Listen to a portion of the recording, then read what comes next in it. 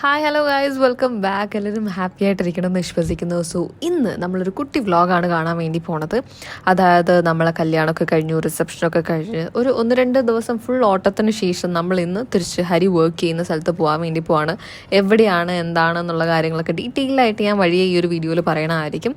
So നമുക്ക് 4 മണിക്കാണ് flight. അതിനേക്കാളും മുൻപ് എനിക്ക് കുറച്ച് കാര്യങ്ങൾ എഡിറ്റ് ചെയ്യാനും വീഡിയോ ഷൂട്ട് ചെയ്യാനൊക്കെ ഉണ്ടായിരുന്നു. അപ്പോൾ അതൊക്കെ ചെയ്തുകൊണ്ടിരിക്കുക. അതിൻ്റെ ഇടയിൽ നിങ്ങൾക്ക് ഉപകാരമുള്ള ഒരു കാര്യം കൂടെ പറഞ്ഞതിന് ശേഷം നമുക്ക് പോവാം. കല്യാണ തിരക്കും അതിൻ്റെ ഇടയിൽ ട്രാവലും ഒക്കെ ആയിട്ട് ഭയങ്കര ബിസി ആയിട്ടിരിക്കുന്ന സമയത്ത് ഞാൻ മറക്കാതെ ചെയ്യുന്ന ഒരു കാര്യമാണ് സ്കിൻ കെയർ.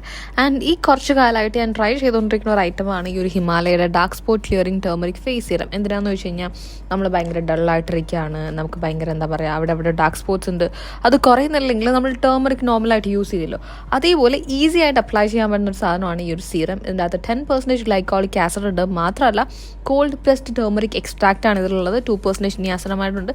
അപ്ലൈ ചെയ്ത് കഴിഞ്ഞാൽ പെട്ടെന്ന് അത് അബ്സോർവ് ചെയ്യുന്നതാണ്. നമ്മുടെ ഫേസിലെ ഡൾനെസ് ഒക്കെ മാറ്റിയിട്ട് നല്ല രീതിയിൽ ആ ഒരു വിത്തൻ ഗ്ലോ ഒക്കെ തരത്തില്ല, അതിന് വേണ്ടിയിട്ട് അടിപൊളിയായിട്ട് ഹെൽപ്പ് ചെയ്യുന്നതാണ്. ഈ ഒരു പ്രോഡക്റ്റ് സപ്പോസ് നിങ്ങൾക്ക് പർച്ചേസ് ചെയ്യണമെങ്കിൽ ആമസോണിലും നൈക്കയിലും ഫ്ലിപ്കാർട്ടിലും അവൈലബിൾ ആണ്. മാത്രമല്ല ഹിമാലയയുടെ ഒഫീഷ്യൽ വെബ്സൈറ്റിൽ നിങ്ങളിപ്പോൾ ഇന്ന് കയറി നോക്കുകയാണെങ്കിൽ ഫ്ലാറ്റ് 30% ഓഫ് ഉണ്ട് ഈ ഒരു പ്രോഡക്റ്റിന്. എന്തായാലും ചെക്കൗട്ട് ചെയ്യാൻ വേണ്ടി ലിങ്ക് ഡിസ്ക്രിപ്ഷനിൽ കൊടുക്കാം. നമ്മൾ അങ്ങനെ ഏകദേശം ഒരു 4 മണിയൊക്കെ ആയപ്പോഴേലും വെയിറ്റ് ചെയ്ത് ഇറങ്ങിയിട്ടുണ്ടായി. വൈക്കം ടു കൊച്ചിൻ എയർപോർട്ടിൽ എനിക്ക് തോന്നുന്നു ഏകദേശം 1 മണിക്കൂറൊക്കെ മതിയാവുമായിരിക്കും. പക്ഷെ നമ്മൾ നേരത്തെ ഇറങ്ങി.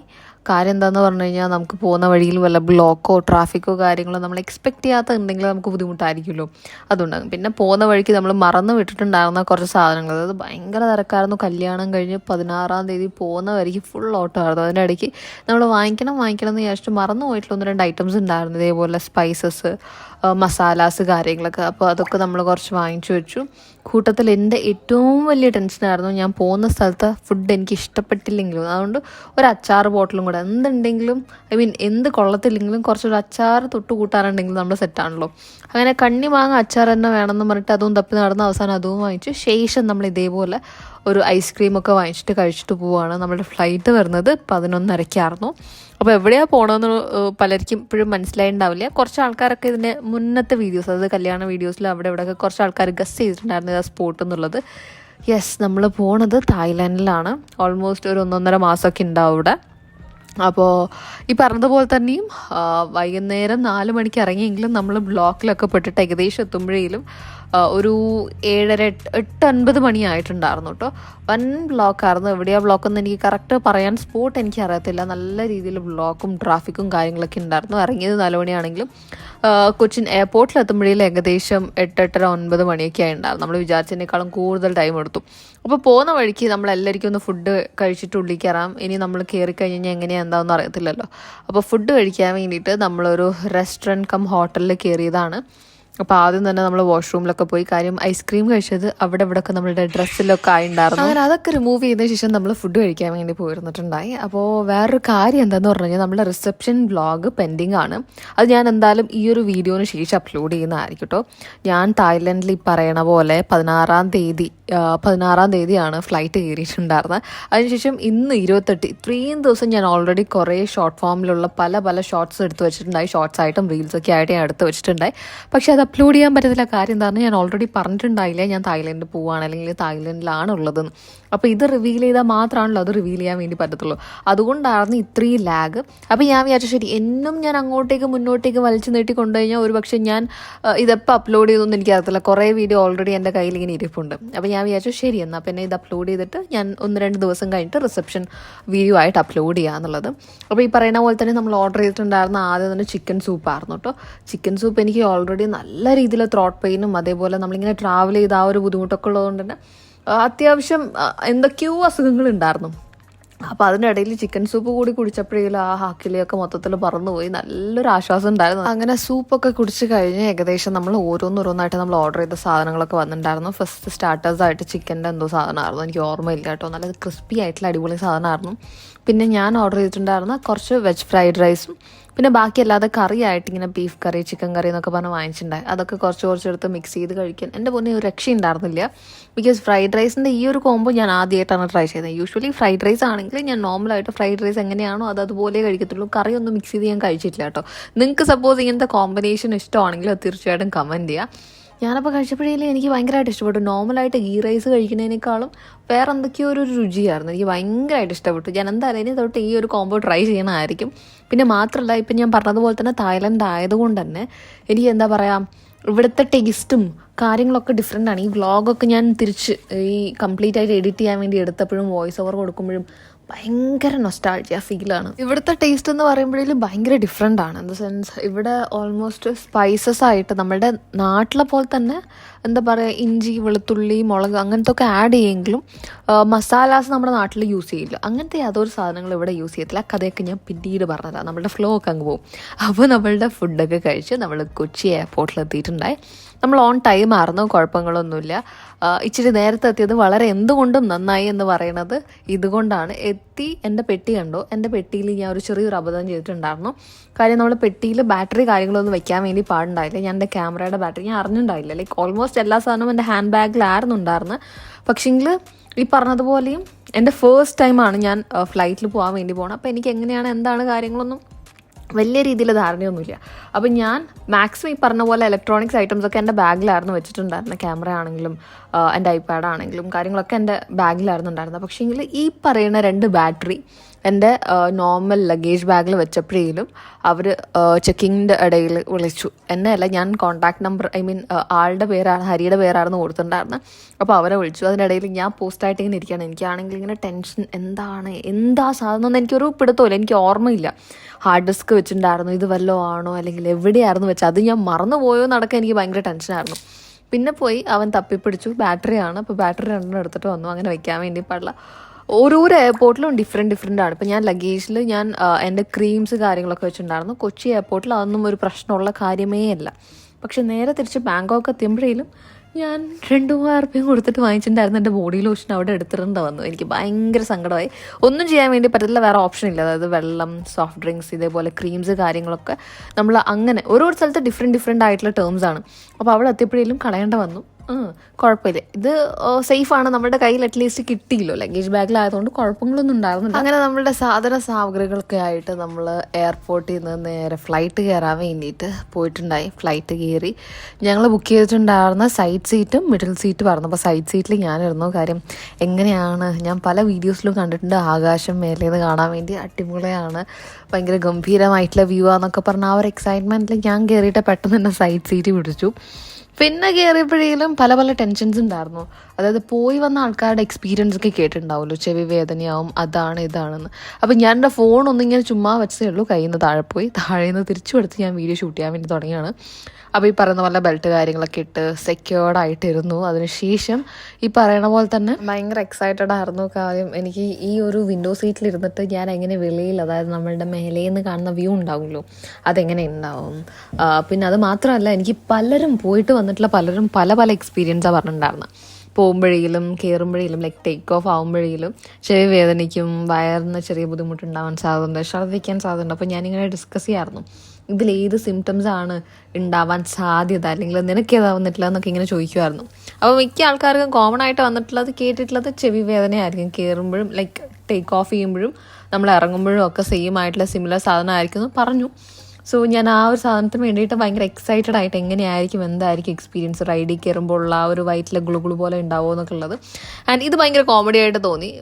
നമ്മൾ കൊച്ചിയിൽ നിന്ന് കയറുമ്പോഴേലും താഹിയിലായിരുന്നു പറഞ്ഞു തരുന്നുണ്ടായിരുന്നത്, ലൈക്ക് എന്തെങ്കിലുമൊക്കെ ആക്സിഡൻസോ കാര്യങ്ങളോ വന്നിട്ടുണ്ടെങ്കിൽ ഈ രീതി ചെയ്യണമെന്ന്. അത് അറിഞ്ഞിട്ട്, അതായത് ഓരോ സാധനവും എനിക്ക് മനസ്സിലായിട്ടുണ്ടായിരുന്നു. അപ്പോൾ ഞാൻ ഇങ്ങനെ ഷൂട്ട് ചെയ്ത് ഇങ്ങനെ കേൾക്കുമായിരുന്നു എന്തെങ്കിലും മനസ്സിലാവുന്നുണ്ടോ എന്നുള്ളത്. പിന്നെ ഫ്ലൈറ്റൊക്കെ എടുത്ത് തുടങ്ങിയപ്പോഴെങ്കിലും കംപ്ലീറ്റ് ലൈറ്റ്സും ഡിമ്മായിട്ട് ഇതേപോലെ ഫുൾ ഇരുണ്ടിട്ടായിരുന്നു ഉണ്ടായിരുന്നു. അപ്പോൾ ഷൂട്ട് ചെയ്യുമ്പോൾ എനിക്കറിയാമായിരുന്നു പ്രത്യേകിച്ച് അങ്ങനെ കാണാനൊന്നും ഉണ്ടാകത്തില്ല, എന്നാലും ഞാൻ ഷൂട്ട് ചെയ്തതാണ്.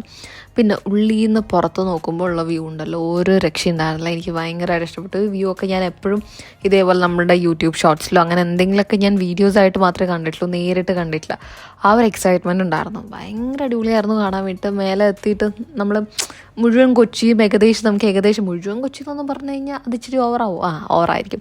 ഏകദേശം നമുക്ക് കാണാൻ പറ്റുന്ന പരിധി വരയ്ക്കും നല്ല ഭംഗിയുണ്ടായിരുന്നു കാണാൻ വേണ്ടിയിട്ട്. അതിനുശേഷം നമ്മൾ ഓർഡർ ചെയ്തിട്ടുണ്ടായിരുന്നു. അത് നമുക്ക് ഫ്ലൈറ്റ് ടിക്കറ്റ്സ് ബുക്ക് ചെയ്യുമ്പോൾ തന്നെ നമുക്ക് മെനു ഉണ്ടാവും. രണ്ട് ഓപ്ഷനേ ഉള്ളൂ. അതിനകത്ത് നമ്മൾ ഓരോന്നായിട്ട് ചൂസ് ചെയ്തിട്ടുണ്ടായി. 2 ഡിഫറെൻ്റ് ആയിട്ടുള്ള ഏതായിരിക്കും നല്ലതെന്ന് അറിയത്തില്ലല്ലോ. അങ്ങനെ ഇതിൽ ഞാൻ ഭയങ്കര എക്സൈറ്റഡ് ആയിരുന്നു. കാര്യം എന്താണെന്ന് പറഞ്ഞാൽ കഴിഞ്ഞാൽ നമ്മൾ മിക്കപ്പോഴും ഫ്ലൈറ്റ്സിൽ പോകുമ്പോഴേലും പലരുടെ വീഡിയോസും കണ്ടിട്ടുണ്ട്. നല്ല ഫുഡൊക്കെ അടിപൊളിയാണ്. ഈവൻ എനിക്ക് ഇതേപോലെ എക്സ്പ്ലോർ ചെയ്യണം എന്ന് തോന്നിയിട്ടുള്ള സാധനമാണ് വന്ദേ ഭാരതിൽ പോയിട്ട് എനിക്കൊന്ന് ഫുഡ് കഴിക്കണം എന്നുള്ളത്. പലർക്കും ഉള്ള ആഗ്രഹമായിരിക്കും. വീഡിയോസ് കണ്ട് കണ്ട് ഇത് എന്താണ് സംഭവം എന്നറിയാനുള്ള എക്സൈറ്റ്മെൻറ്റ് ഉണ്ടാവുമല്ലോ. ആ ഒരു എക്സൈറ്റ്മെൻറ്റോട് കൂടി തന്നെയായിരുന്നു എനിക്ക് കിട്ടിയിട്ടുണ്ടായിരുന്ന ഫുഡ് ഞാൻ തുറന്നിട്ടുണ്ടായിരുന്നത്. ഞാൻ എക്സ്പെക്ട് ചെയ്തത് നമ്മൾ കൊച്ചിയിൽ നിന്ന് തായ്ലൻഡിൽ പോവാണ്. യെസ്, അത് ശരിയാണ്. പക്ഷെ എന്നാലും നമ്മുടെ നാട്ടിൽ എന്തെങ്കിലുമൊക്കെ ഫുഡായിരിക്കും എന്ന് വിചാരിച്ചു. പക്ഷേ തെറ്റിപ്പോയി ഗൈസ്. ഇത് തായ് ഫുഡായിരുന്നു. തായ് ഫുഡ് എന്ന് പറഞ്ഞപ്പോഴും ഞാൻ ഓക്കെ അടിപൊളിയായിരിക്കും, വേറെ എന്തെങ്കിലുമൊക്കെ ഐറ്റംസ് ആയിരിക്കും നമ്മൾ കഴിച്ചിട്ടില്ലല്ലോ. എനിക്കിങ്ങനെ ഫുഡ് എക്സ്പ്ലോർ ചെയ്യാൻ വേണ്ടി ഭയങ്കര ഇഷ്ടമാണ്. പക്ഷേ കഴിച്ചപ്പോഴേലും ഈ പറയണ പോലെ നാട്ടിൽ നമ്മൾ ഒരുപാട് മസാലാസൊക്കെ ഇട്ട് കഴിച്ച് ശീലിച്ചത് കൊണ്ടാണോ എന്ന് എനിക്കറിയത്തില്ല. എനിക്കത് അങ്ങോട്ട് വലിയ ഇഷ്ടപ്പെട്ടില്ല കേട്ടോ. മെയിൻ റീസൺ നമ്മുടെ നാട്ടിൽ നിന്ന് നമ്മൾ പുളിയും എരിവും അതേപോലെ തന്നെ നിറയെ മസാലാസൊക്കെ ഇട്ടിട്ടുള്ള നമ്മളുടെ കറികളൊക്കെ കൂട്ടി കൂട്ടി ശീലിച്ചിട്ട് ഇതൊന്നുമില്ലാതെ, അതായത് ഈവൻ മുളക് പൊടി മഞ്ഞൾപ്പൊടി പോലത്തെ ഐറ്റംസ് പോലും ഇടാതെ ഭയങ്കര റോ ആയിട്ട്, അതേപോലെ തന്നെ നമ്മളെന്താ പറയുക, ഈ തക്കാളി, ഉള്ളി, നോർമൽ പച്ചമുളക്, ഉണക്കമുളക് ഇങ്ങനത്തെ ഐറ്റംസ് മാത്രം ഇട്ടിട്ടാണ് കൂടുതലായിട്ട് ഇവർ ആ ഒരു രുചി കൊണ്ടുവരുന്നത്. അപ്പോൾ അതിൻ്റെ ഒരു പ്രശ്നം ഉണ്ടായിരുന്നു എനിക്ക്. പിന്നെ ഞാൻ രണ്ടും ട്രൈ ചെയ്തു. എനിക്ക് കിട്ടിയതും ഹരിക്ക് കിട്ടിയതും ട്രൈ ചെയ്തിട്ടുണ്ട്. എനിക്ക് കുറച്ചും കൂടെ ബെറ്ററായിട്ട് തോന്നിയത് ഹരിയുടെ ആയിരുന്നു. അപ്പോൾ ഞാൻ അതിൽ നിന്ന് കുറച്ച് കഴിച്ചു. പിന്നെ എന്നാൽ പോലും എനിക്ക് കംപ്ലീറ്റ് ആയിട്ട് കഴിക്കാൻ പറ്റാത്തതുകൊണ്ട് നമ്മൾ ഇതേപോലെ ഒരു എക്സ്ട്രാ കോഫി വാങ്ങിച്ചിട്ട് ഷെയർ ചെയ്തു. അപ്പോഴാണ് എനിക്കൊരു ആശ്വാസമായത്. നാട്ടിൽ എന്തൊക്കെയോ ഒരു രുചി പോലെ ഒരു സിമിലറായിട്ട് എനിക്ക് ഫീൽ ചെയ്തത് മാത്രമായിരുന്നു. അങ്ങനെ ആശ്വാസം അടയുന്ന കൂട്ടത്തിൽ എനിക്ക് കുറച്ച് പെൻഡിങ് വർക്കും കാര്യങ്ങളൊക്കെ ഉണ്ടായിരുന്നു. അപ്പോൾ ഞാൻ വിചാരിച്ചിട്ടുണ്ടായിരുന്നു ഫ്ലൈറ്റിൽ കയറി കഴിഞ്ഞാൽ എനിക്ക് ഉറക്കമൊന്നും വരത്തില്ല, അപ്പോൾ സുഖമായിട്ടിരുന്ന് എഡിറ്റ് ചെയ്യാം, വോയിസ് ഓവറൊക്കെ അവിടെ എത്തിയിട്ട് കൊടുക്കാം എന്നുള്ള രീതിയിലായിരുന്നു പ്ലാൻ ചെയ്തിട്ടുണ്ടായിരുന്നത്. മാത്രമല്ല കാണാൻ വേണ്ടിയിട്ട് 1-2 സിനിമാസ് ഞാൻ ഡൗൺലോഡ് ചെയ്ത് വെച്ചിട്ടുണ്ടായിരുന്നു. അപ്പോൾ ഇതിൻ്റെ ഒക്കെ ഇടക്ക് ഞാൻ പ്രതീക്ഷിക്കാതെ, ഒബ്വിയസ്ലി നമ്മൾ കോഫിയൊക്കെ കുടിച്ചു കഴിഞ്ഞാൽ നമുക്ക് നല്ല രീതിയിൽ ഉണർവായിരിക്കും. പക്ഷെ എനിക്കറിയത്തില്ല, ഫ്ലൈറ്റിൽ കയറി കോഫി കുടിച്ചൊരു 5-10 മിനിറ്റ് കഴിഞ്ഞപ്പോൾ എനിക്ക് നല്ല ഉറക്കം. ഞാൻ അങ്ങനെ കിടന്നുറങ്ങിയത് ഞാൻ എഴുന്നേറ്റുണ്ടായിരുന്ന ബാങ്കോക്ക് എത്തിയെന്ന് അനൗൺസ്മെൻറ്റ് വന്നപ്പോഴാണ്. പിന്നെ എഴുന്നേറ്റു നമ്മുടെ ലഗേജ് കാര്യങ്ങളും സെൻസ് നമ്മുടെ ഹാൻഡ് ബാഗ് കാര്യങ്ങളൊക്കെ എടുത്ത് സെറ്റായിട്ട് ഇറങ്ങിയിട്ട് നമ്മൾ പോയിട്ടുണ്ടായി. നമ്മുടെ നോർമൽ ലഗേജ് കാര്യങ്ങൾ എടുക്കാനുണ്ടായിരുന്നു. മാത്രമല്ല ബാങ്കോക്ക് എന്ന് കേട്ടപ്പോഴേലും ഈ പറയണ പോലെ തന്നെ പല വീഡിയോസിൽ കണ്ട സാധനങ്ങളൊക്കെ ഇങ്ങനെ ഫ്ലാഷ് ആയിട്ട് വന്നു. ഓക്കെ, ഇന്ന സാധനങ്ങൾ എക്സ്പ്ലോർ ചെയ്യാം, നിറയെ ഡ്രസ്സസൊക്കെ അവൈലബിൾ ആണ്, അപ്പം നമുക്ക് പലതും ട്രൈ ചെയ്യാം, അങ്ങനത്തെ കാര്യങ്ങളും ആ ഒരു എക്സൈറ്റ്മെൻറ്റും കാര്യങ്ങളൊക്കെ അപ്പോൾ തന്നെ എനിക്ക് ഓൺ ആയിട്ടുണ്ടായി.